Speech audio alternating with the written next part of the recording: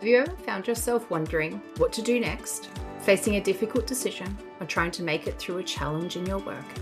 Chances are someone else has asked that exact same question. Welcome to the OT Coaching Confidential. This podcast is a little different to most. Each episode is a real coaching conversation with an occupational therapist or allied health professional somewhere in Australia navigating their own professional growth. These are the conversations that usually happen behind closed doors. The questions, the challenges, decisions, and opportunities that shape us as professionals. By making these conversations visible, I hope you'll discover new ideas, different ways of thinking, and practical insights you can apply in your own work. I'm Elise Svensk, and this week I'm joined by John, an occupational therapist working in complex psychosocial NDIS work. He's recently stepped into a team leader role supervising a small group of OTs. In this episode, we talk about the gap between being a great clinician and knowing how to help others get there too. Intentional leadership, time management as a teachable skill, and what it looks like to lead as yourself rather than fitting into somebody else's mold. Now let's get started. Welcome, John. Thank you so much for joining us today. Thanks for having me. Really happy to be here. Excellent. John, tell us a bit about you. Tell us about the OT that you are at the moment. So I'm 34. I'm working in the metro city area for one of Australia's major cities. And I'm working for a small practice that does mostly NDIS clients. Cool. And what sort of clinical work is it? Is it general NDIS? Is it a bit of a mixture? It's a bit of a mixture. I would say that the practice that I work for focuses on the specialty is complex psychosocial with NDIS. And I'm in a team leader position within this clinic, and I've been in that role for about a year. I've been practicing overall as an OT for about 7 years now. I can't believe where that time has gone. It has absolutely flown. Half of that time has been in New Zealand, my home country, and the other half has been here in Australia. Interesting. So trained in New Zealand? Trained in New Zealand. I graduated in 2019. And I think a lot of OTs here in Australia, a lot of Kiwis coming over here from Australia at the moment. There's a lot of work opportunity here, and there's just a lot of growth and opportunity. So interesting. I don't think I've actually spoken to a Kiwi OT that's come over. Tell me about the transition. What's it been like coming from New Zealand to Australia and working over here? It's been such an adventure. I feel really, really lucky. My partner's a speech pathologist, and so we're both working in the kind of allied health space. And we're incredibly fortunate that as a New Zealand citizen, the transition over here to Australia is really easy. It's as simple as booking a plane ticket, honestly, and you can land with a lot of the same rights to live and work in Australia indefinitely as an Australian citizen in many ways. And from there, it's just a case of getting APRA registration, and the process has just been incredibly straightforward and easy, feeling very fortunate in that respect. So I initially worked in occupational rehab back in New Zealand, and then transitioned over and then continued to work in the same practice area for a year, working with people primarily to help them back to work again after an injury or an illness. And I think that I was really looking forward to a bit of a change after working in the work cover system for a while. I actually really enjoyed that work and got a lot out of it. But I have a disability health background before I went to train as an OT, so it's been really nice kind of coming back to that practice area and working with people with disabilities. And I think the NDIS, as much as I'm sure we'll come to this, is just a really chaotic and challenging scheme to work in many ways. It's something that I've just seen immense value in the lives of the people that I've worked with, and the incredible freedom and creativity that it affords you as an OT is something I don't take for granted at all. I think it's maybe one of those things where if you've worked in different countries and under different systems, even though it's bumpy, it's still better and amazing. Do you want to talk a little bit more to that maybe? So in your previous non-OT life, what was the experience of funding available to people and access to services? Because I know from other New Zealanders that I've talked to, access to service is really different. The private market looks really different. The just OT landscape over there looks really different to what it looks like in Australia. Yeah, it does. I think mostly with vocational contracts, we call it VOC rehab back in New Zealand, and it's VOC rehab here. But the funding structures are a lot more confined. And I think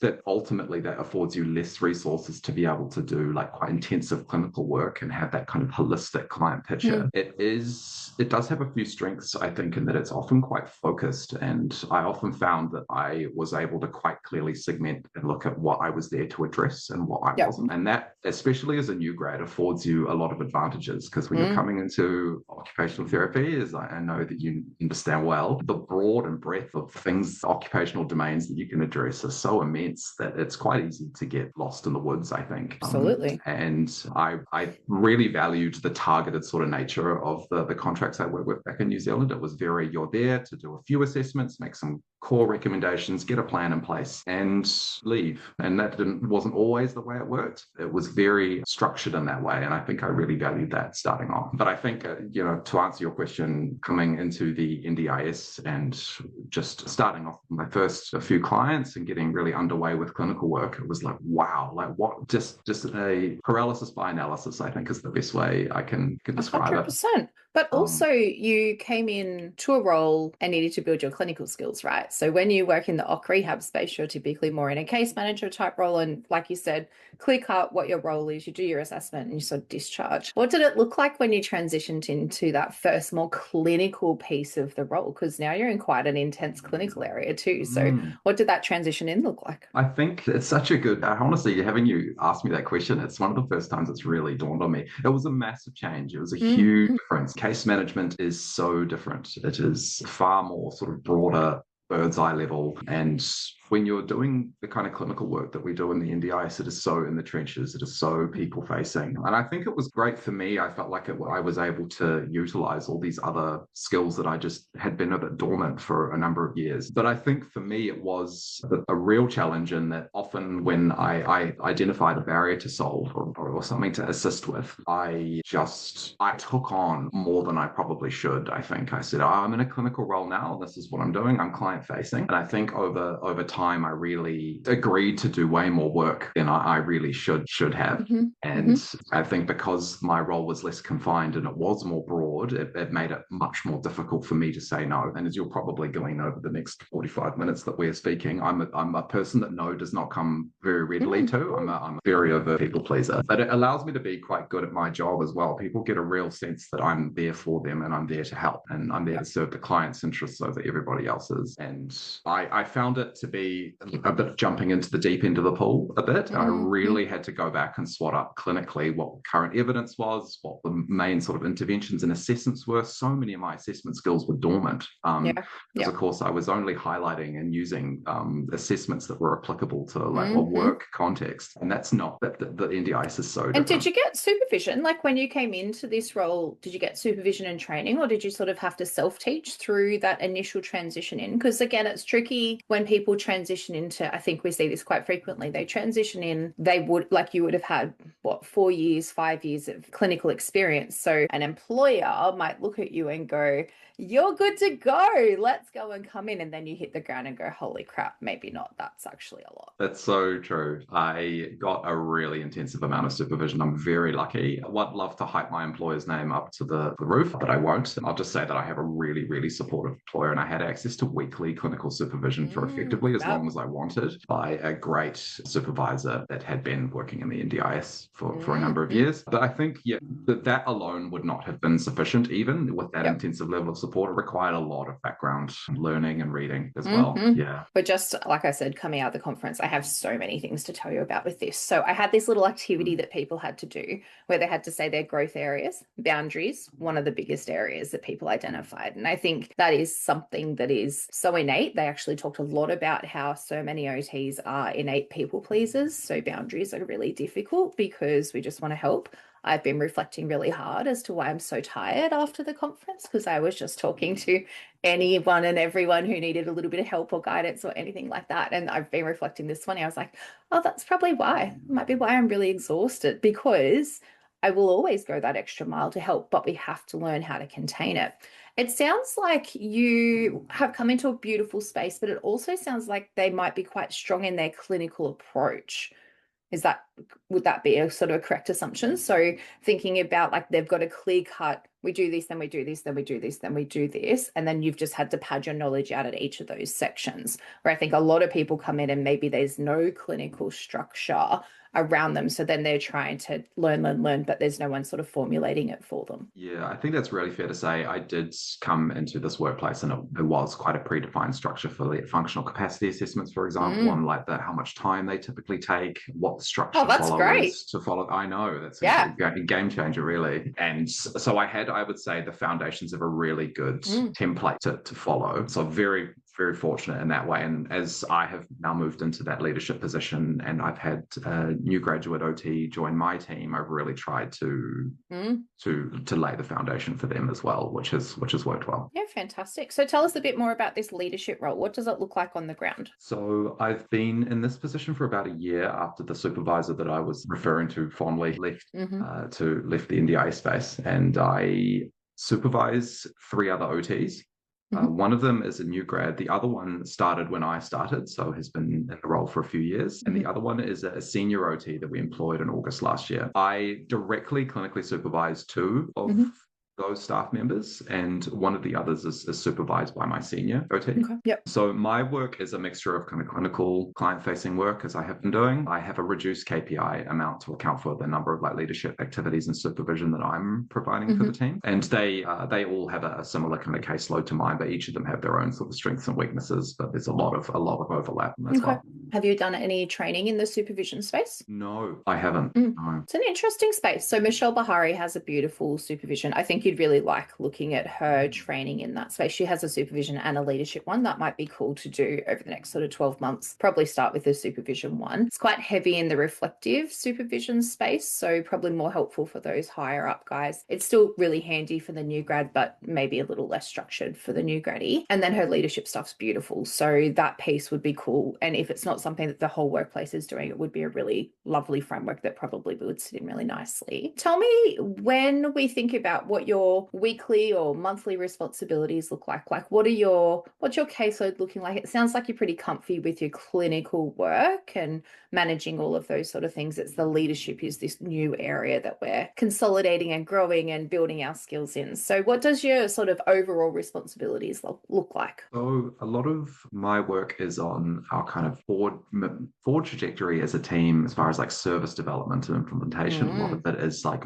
going through, constantly keeping on top of the NDIS changes and updating our templates and sort of making sure that we're practicing within the latest kind of rules. I have fortnightly supervision with my senior OT and weekly supervision with my new grad, but quite often the mentoring time kind of extends outside of that as well. There's a new thing that pops up with a new client or a new assessment to use, and so I schedule aside time with them. A lot of it is reviewing reports as well, honestly, and just checking those, and I'm trying to get more efficient with those as they come in. Just as I feel like I'm at the top of the pile and I'm ahead of the game, I get like 4 submissions at once on a Friday afternoon.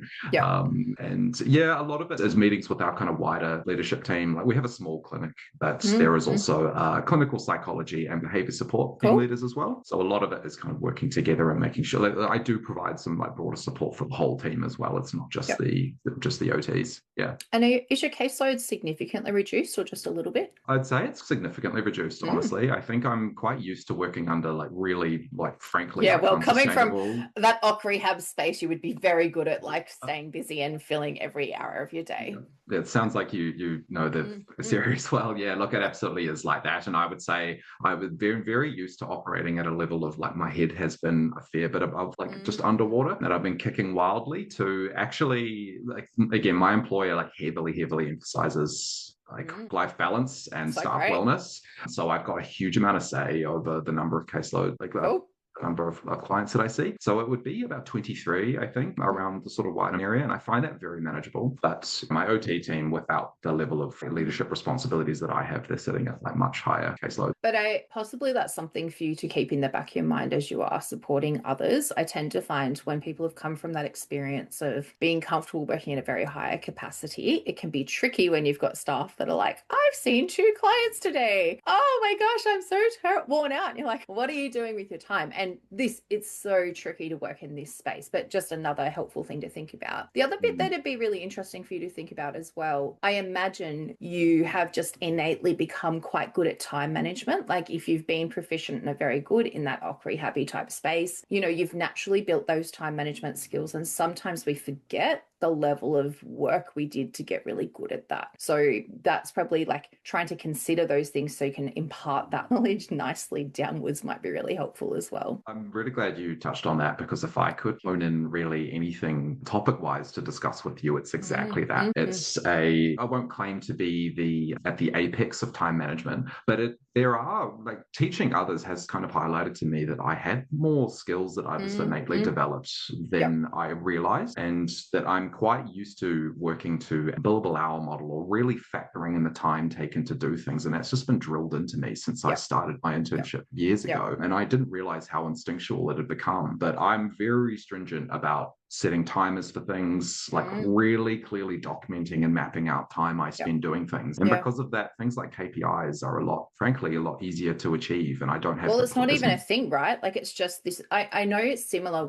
Sarah and I have talked on the big podcast about this because she comes from a similar background as well. Like you just bill for your time. Now the therapists you're working with definitely don't think that. So Sarah does have that workshop about billable time on her Verve platform. So sometimes in some workplaces, I'll suggest doing a bit of a time audit. So start with doing a self-time audit first, then going and watching Sarah's billing for your time effectively workshop, and then coming back as a team and deciding how much of that we're taking on. So similar to what I'd imagine you'd find with you, where you're good at saying we bill for this, we bill for that, but in a space where sometimes people are reluctant to bill for all of those things, sometimes that can hit a bit hard, right? Like if you come in too hard, everything should be 6 minutes, boom, boom, boom, boom, boom.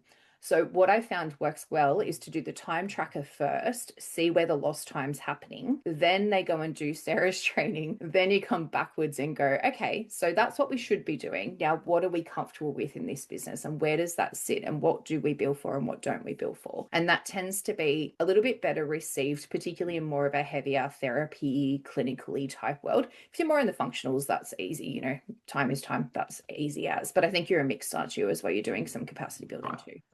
Are they meeting, because they're carrying decent KPIs, so are they meeting their KPIs? At the moment, no. We've had some real success with one of my team that had historically been under for a number of months, even over a year, but has recently really gotten on top of things and is we're just really finding that Goldilocks zone between KPIs and also just staff well-being as well. The other two are just under, and there is a lot of support I'd love to give them to be able to help raise that. But like I also feel like important to clarify that as far in my position, I'm really fortunate that I'm under absolutely no pressure to raise that. It's not that I'm so invested in the success of the business generally and our ability to continue providing support for clients that I want our team to be sustainable. I'm in my position very fortunate that I'm not under any downwards pressure on my team at all. So in Michelle Bahari's work, she talks about line management versus supervision. So you're pretty firmly in the supervision pathway, and line management is done by the business, which is such a beautiful spot to be in. But I do think that you can come into time management, self-management. You know, billing is caseload management, right? Like it's a professional skill. So it does sit in under professional supervision. You just have to be smart about how you bring it in. And I have found this as well. I was chatting to people actually at the conference about this, where when we do look at their time management or billing and things like that, often as you unpack it, it might be that they're clinically unsure or that there's other areas that aren't particularly strong, which is leading to the bloating of time. So sometimes I'll see people will underbill because they feel like it shouldn't take them as long. And, you know, same as with you doing that double report piece, like I'd imagine there's probably time being lost in that double checking piece there as well. So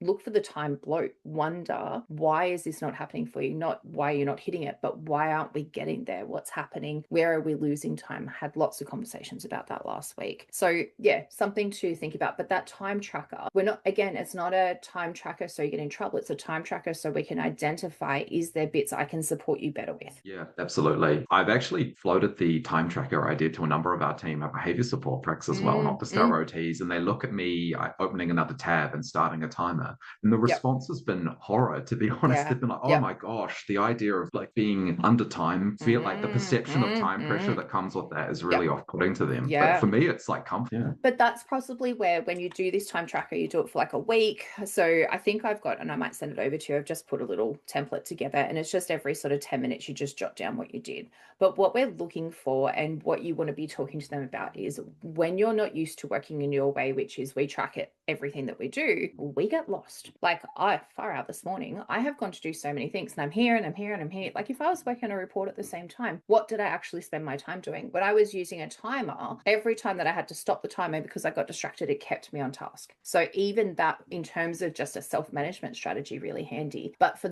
at the moment, we're just helping them. So usually what will happen is they go, oh, I just thought that I was just sending emails. And that took me 20 minutes. Oh, but I just, in my head, it was like 2 minutes. So just that like point in time track, they don't need to do it ongoingly, but absolutely for reporty type stuff, they should be running something, especially behavior pracs who would be doing a lot of non-face-to-face time. So, and again, this is where it would be good you guys doing that training with Sarah as well, so that it's not just you saying it, it's we're hearing it from multiple spaces and then coming back to figure out how do we make that sit where we're comfy within the practice that we're in. It's really good advice. I think one of the biggest challenges I have with the conversations around accounting for non-face-to-face time particularly is those emails and that time taken when the phone rings unexpectedly. And what I'm seeing, unfortunately, from one of my team who's just a fantastic OT, like just clinically an absolute weapon. I'm so proud of like the clinical work that they're doing, but like quite often there's so much work being done and nothing to log or show for it. I wonder whether we could even start using my favorite word about that, intentionality. So like you said, if we're getting phone calls, so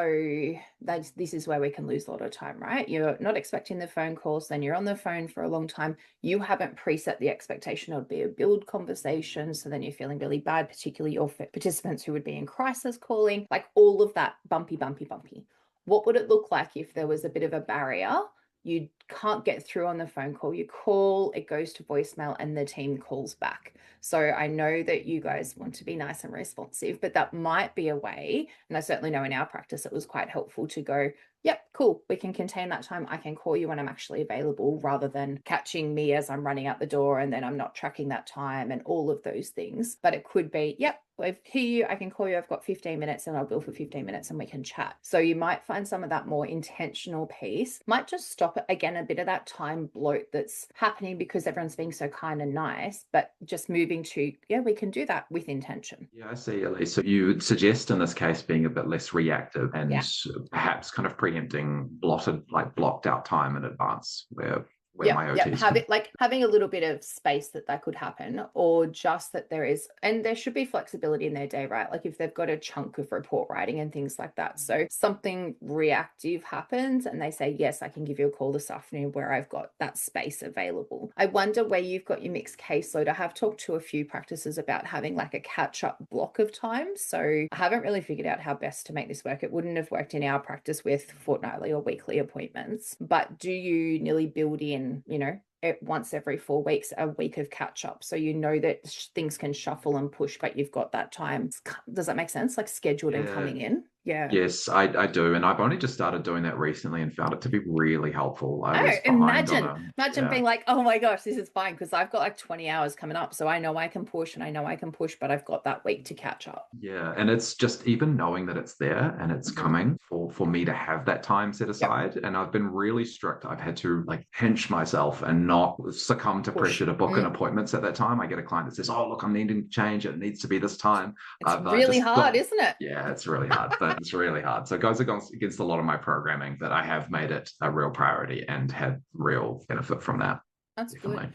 Do you guys, what's the mix of like regular caseload versus like non-face-to-face time? Are they carrying regular capacity building work as well? Yes, that would be actually the majority of the team's work. A number of them, actually the whole team have a few FCAs to complete in the background as kind of ongoing non-face-to-face work that can help fill some of those gaps in the week. And I find that for myself, I need that in order to maintain kind of consistent KPIs. Just I've found that I personally. feel like absolutely you would enjoy that. I don't know that they would love it. So I know with Mm, my guys, running a background FCA actually was incredibly taxing. So just mm. constantly having this thing hanging over your head of like, I've got free time, but I've got to work on this, or should I catch up on you? Like that piece of where for you, because you're so regimented with your time, it probably is quite good. And I wouldn't mind it just tapping away at something. But what I have found when people are carrying that mixed caseload, it can be really hard, right? So this is why you're getting scattered reports sent to you or crisis reports being sent to you, because instead of it being like intentionally completed,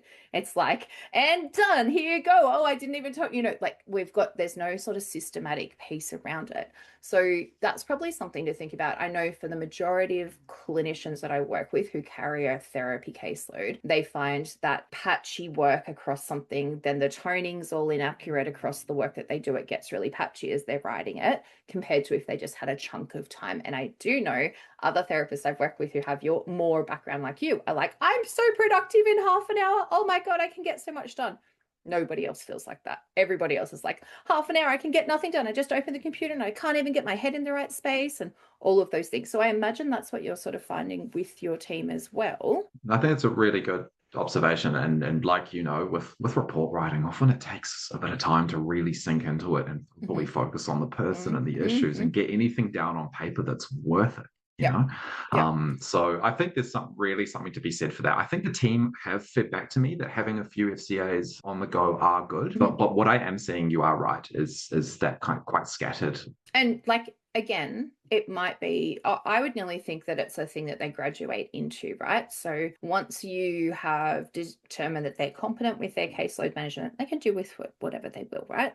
I talked to, and on the pod, I think last season we had two sessions back to back where one was like, oh my gosh, I'm so overwhelmed by having all of these things. And the other one's like, I love this. This is the best thing ever. I love having all these different things. So for you, it's trying to figure out what works best for each of them to figure out how to set them up. So for some people, it might look like they do their clinical work Monday to Thursday and Friday is their FCA catch-up day. And so we know that's it. That's how it's always scheduled. They always have that. For others, depending on the workload, the other part to think about is it internal FCAs or external FCAs? And, we only really have to worry about this for the next 12 months because then the FCAs will drop off anyway. But, if it's internal FCAs, they can decide when they're doing it. They can fit it into their timetable. But if we're giving them an external FCA, are we giving them adequate time first? So for some practices we've brought in where we do the assessment. So a whole Monday might be scheduled available. Get all the information to you on the Monday, try and collate everything together. So then by the time you sit to write it, you've actually done all of the big chunky of the work. But I definitely know that doesn't always happen across different practices. And instead, what might happen is they have the face-to-face appointment and then they've got to find time later to go write about it and then later to process.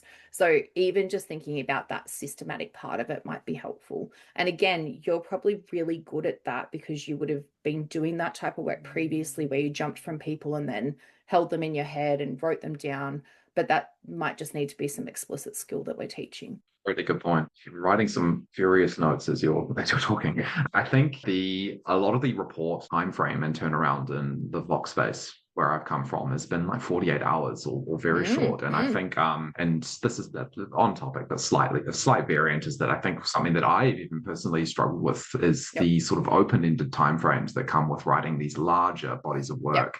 Yep. And I'm someone that probably does their best with their feet held to the fire a little bit and just under a little bit more of that time crunch and pressure is quite motivating for me. And I think the open-ended deadlines of some of these reports my team can struggle with that as well and find, it's not due for 6 weeks, but that 5-week mark rolls around and they've got a fair bit of work to crunch and then out. think about if it's still coming to you for review, what does that look like if then you flag significant stuff? So this is the other bit.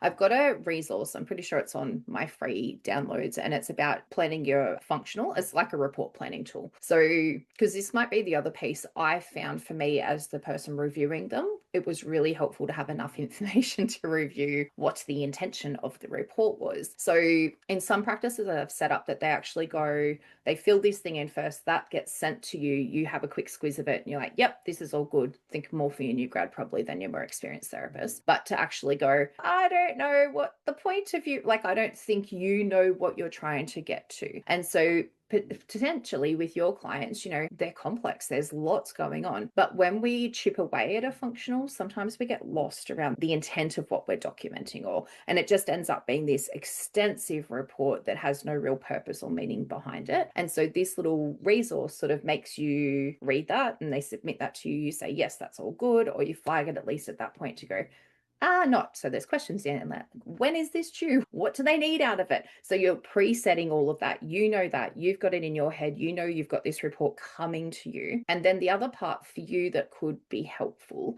is that maybe you have 2 dedicated days that are your report reviewing days. So instead of just being responsive and available to everybody that they've let it blow over, you could be that person that says, well, if it's in this week, like Wednesdays and Fridays are my report review days, they need to be submitted to me by 8 o'clock so they can get them back to you.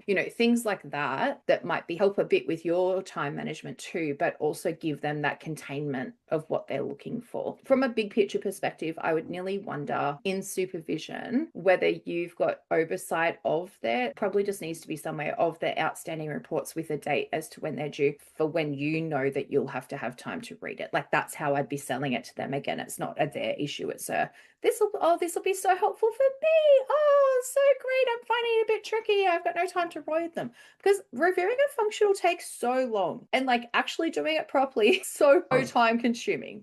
Yeah, no, you're so right. And I think the team would be really, and many OTs would be really responsive to the like, help me help you approach to that. I think that's so on the money. Yeah. And just regarding the overall kind of report quality, when I think about what I like to see in a good OT report, what really makes a goodie, it's that clear story. Hey, that central argument, key story, concise and distilled down to a really direct point. And I think of course, frankly, not just with OTs, but more broadly, that aren't very good. And it's just kind of like they're throwing a lot of stuff at the wall. And I'm really proud that my team has shifted more to the former than the latter over time. They've been really good. The feedback that we get is very good. But generally, I'd like to see the report size continue to trim and come down as well. Beautiful. So that's been an ongoing bit of work, and we're not quite there yet, but we're on the right track. It's hard to do these quality improvement projects when the goalposts keep shifting.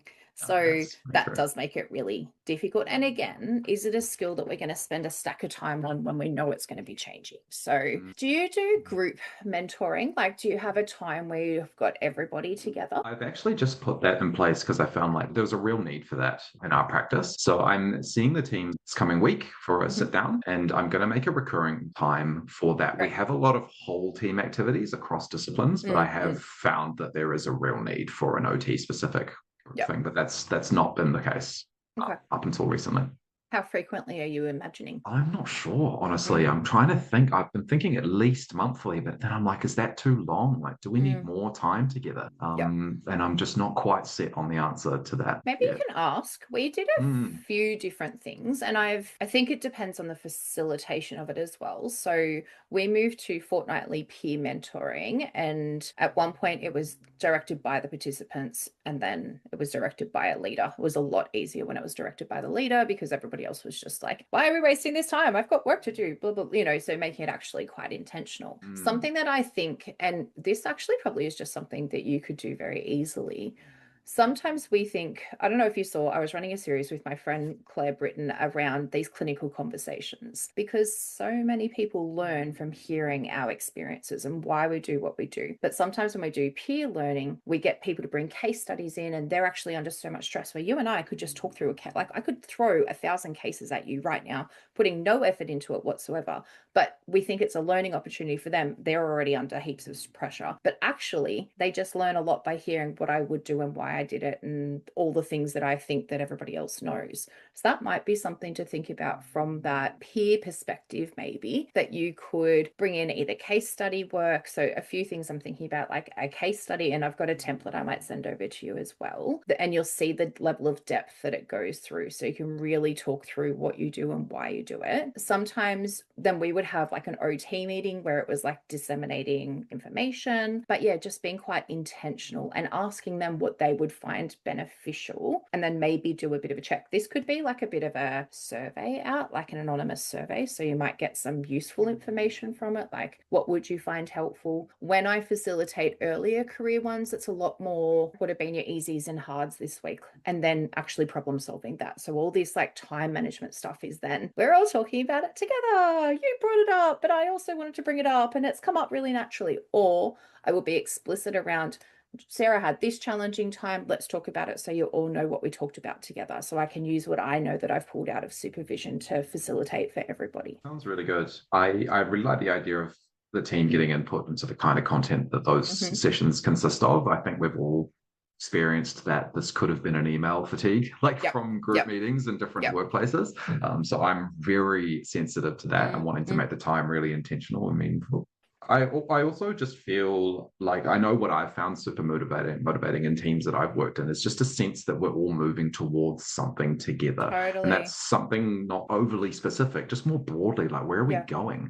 And my company's really fantastic at that, like really giving us a vision. And I think just as OTs, I think there's, apologies, my topics are jumping around here a bit, but I think as OTs kind of broadly, like working in the NDIS, because of the changes, the price guide freeze, there's this sort of external messaging that we're maybe not being valued at the level that perhaps we should, or that and this may change over time, of course, but I think, you know, for morale and just a general sense of purpose, it's like, what are we working towards together?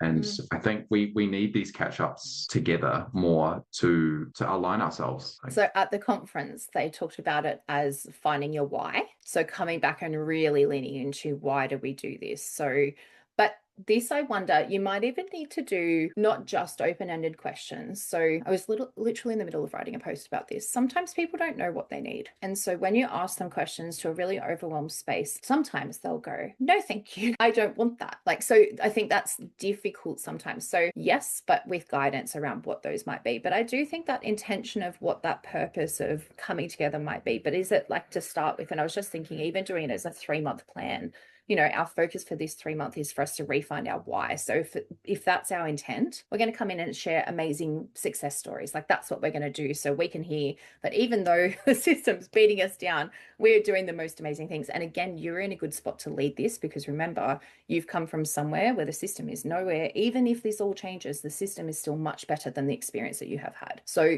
you need to talk to that, right? Like sometimes we do this when we've got employees, not in this business, obviously, but in other roles where they've never experienced the good. They've never seen what good looks like. So they're just like, man, OT is the worst in the world. And you're like, no, it's amazing. Like this, the work we do is so special and so amazing. But I can talk to it because I have the experience to tell you. I'm not just talking to the system that we're in right now and the hard that we're in. And, you know, I say this in therapy a lot, like our hard just shifts. We're always working in systems. Systems are always going to change. But the core work that we do, the helping people and being that, is so helpful. I think that's really good to instill. I think, had a lot of those conversations of, look, I've worked in a number of systems. The pendulum, whether it's funding or other roles, has always swung backwards and forwards. And yes, the NDIS is a giant scheme, and it's swinging now pretty hard in one direction. But change is inevitable in systems, and it's so easy to react. And I've got really the benefits of quite strong leadership in the leader, our clinical director at the helm has always just looked for changes, even those ghastly changes in the middle of last year, with a sense of steady hands at the wheel and not going to she was under immense pressure to make KPI changes across our organization. And she had a number of accountants saying, like, you need to bump these KPIs up. And she just held fast and said, no, I'm not going to do that.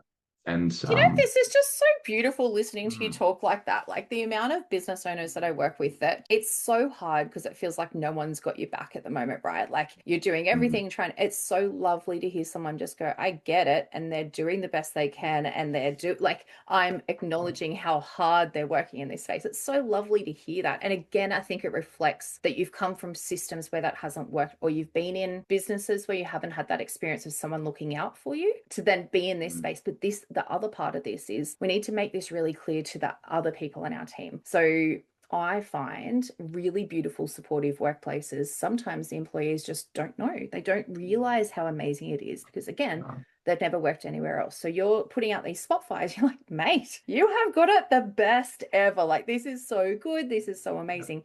And it's one of those things that's really difficult to impart and share that information. But it is such an important thing to be able to go. And it's so lovely, again, that you can go, this is like, guys, this is, we're so lucky here. How do we keep on building this so you realize it and know what it looks like?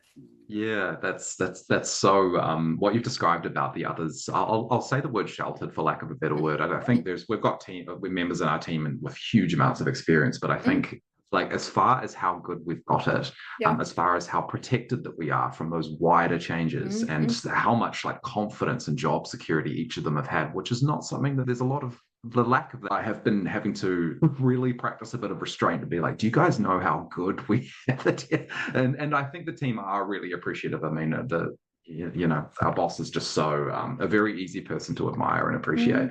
But I have been like, holy moly, this is not the case in other industries and other sectors. We're incredibly fortunate to be in this position, and I think that the team have benefited from that check-in every sort of now and then. Just got to make sure not to sound too jaded. I think it's nice. You don't sound jaded though. You sound motivated and that you love what you do, and like you've still got that love, or you've still got your why. So it's actually, you're in the best spot. It's not like you're just coming in being like, nah, shut up guys, it's fine. Like you're going, I'm using my knowledge to make this easier and better for you. Yeah, I think you're right. I've just found that satisfaction in, I just feel really grateful in this role currently. I can influence these like wider level organizational changes, but also keep seeing clients and help them like leave the house and go to the letterbox. Oh, sounds amazing. So you guys listening cannot see, John has the biggest smile on his face when he's talking. This is so cool. Like this is, I love when we find that happy sweet spot. And like you said, we don't have a lot of people feeling that at the moment. We're feeling the pressure everywhere,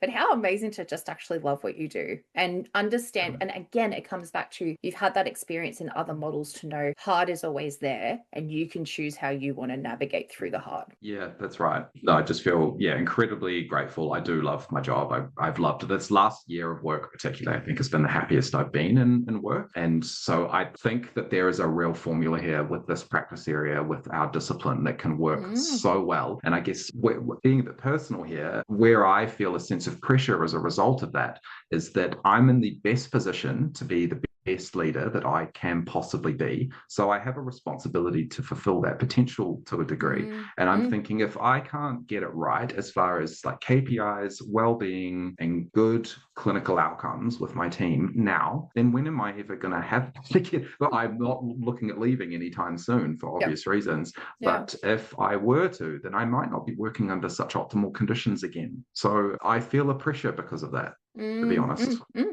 Do you access any support for yourself at the moment? So what's the top-down support to you look like? I get great mentoring from the non-discipline specific mentoring from the leader that I've mentioned, but actual clinical OT specific supervision for myself, I do have an external contact out of state who is fantastic, but to be honest, is also, that comes at a quite a big company cost as well. It's quite a high hourly rate. I mean, her time is incredibly valuable, but it's just, as I'm just very conscious of my use of that time. So the reality is I'm receiving my own supervision very infrequently, like possibly once a quarter. Okay. And do you think, I was just thinking it might be worth you going and having a look at the Royal College of OTs. They've got this professional pillar framework that might be good for you to have a look at, because I'd be curious to see where you'd place yourself on the professional skills. So essentially they've got these 4 pillars. Professional might be professional/clinical. They've got leadership, research, and maybe teaching, but super interesting. Like we're in this space that you're at to go, okay, in my professional clinical space, where am I sitting? Oh, I'm actually sitting really high. So that's okay that I'm only doing that quarterly, because I don't feel like I've got that clinical growth. I think you probably still do have space for clinical growth, given that you've only been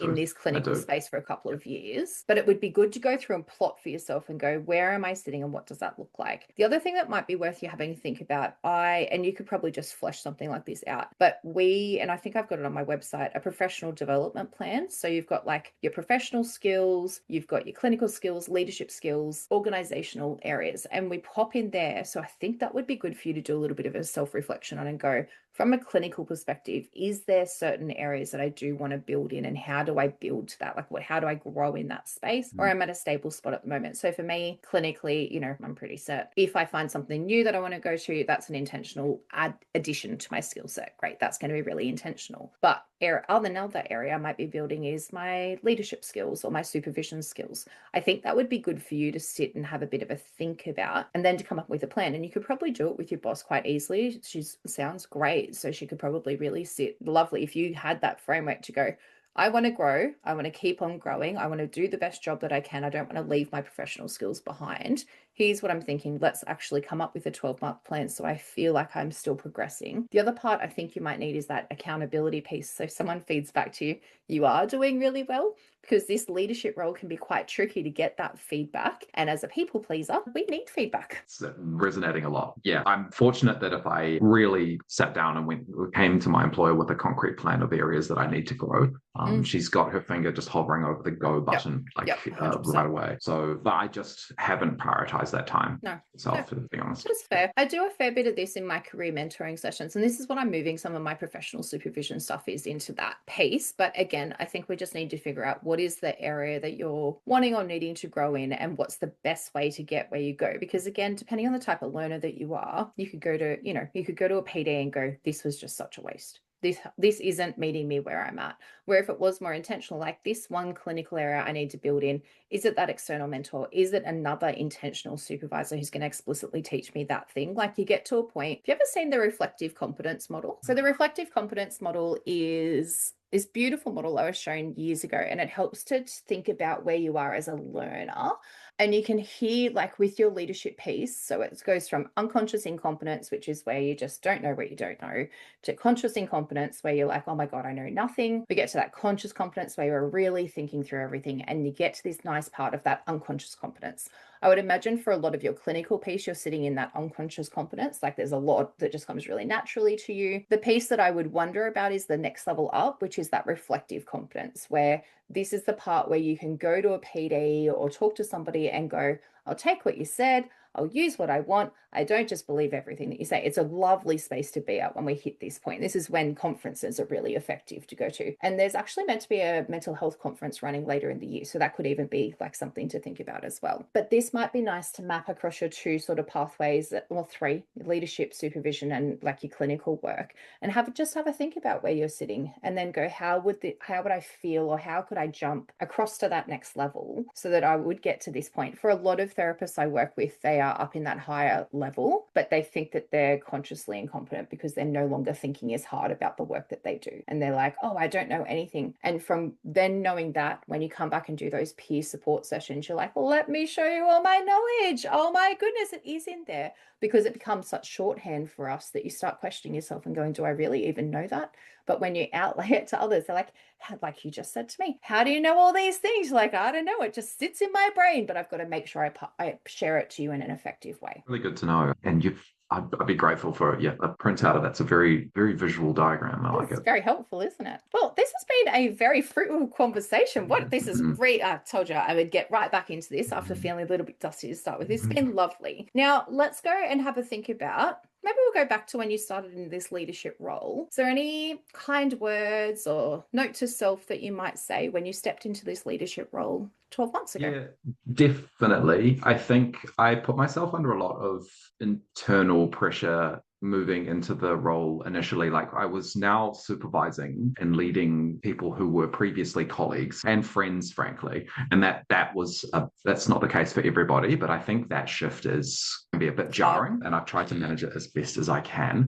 My predecessor was this occupational therapist that was just unflappable, I just envied their ability to just everything was water off a duck's back, and just so astute clinically. But I don't think I got as keen a sense of who they were as a person. It was like there was a pretty hard sort of professional boundary that was respected, and I didn't get to know them and connect with them as much, which was completely fine. I was just a fantastic supervisor. But I put myself under quite a bit of internal pressure to fit that mold instead of making a mold of myself. So, and it's just not the way I operate. I've just come to learn I'm just someone that is going to show up, I'm going to be slightly over caffeinated some days. I'm going to be really try to be professional, but I am someone that can approach things quite informally as well. And I have a really good connection with my team. I'm really like proud and happy of that with that. But I have just had to find that balance to myself of I don't actually need to fit this mold of an inflappable leader that doesn't have any visual flaws or any hard days myself, which I do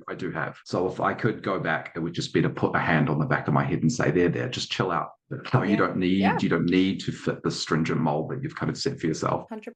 It's interesting, isn't it? Because in your clinical work, you would be using your therapeutic user self all the time. But then in this next step, you're like, nah, turn that off. I just need to not use that portion that allows, and it's a millennial thing as well, that we like to, show you, I think it's Brene Brown's work, but we lead from a space of vulnerability. And that's what I 100% is. And that's where, like, coming back to what you said at the start, it's why boundaries are tricky, because you just come back to being intentional about how and what that looks like.